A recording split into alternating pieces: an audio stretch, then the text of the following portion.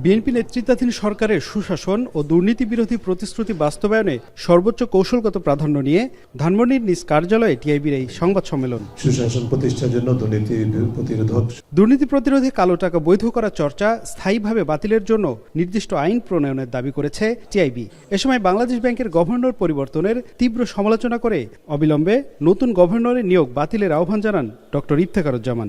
নতুন গভর্নর যিনি নিযুক্ত হয়েছেন তার স্বার্থের দ্বন্দ্বের বিষয়গুলো এবং তার প্রাতিষ্ঠানিক সংশ্লিষ্টতাতে প্রশ্নবিদ্ধ এবং সেই কারণে তিনি বাংলাদেশ ব্যাংকের গভর্নরের ভূমিকা যথাযথ পালন করতে পারবেন না বলে আমরা বিশ্বাস করি এবং বাংলাদেশ ব্যাংকের যে নিয়ন্ত্রক সংস্থা হিসেবে দায়িত্ব সেই দায়িত্ব পালন করা অসম্ভব হবে।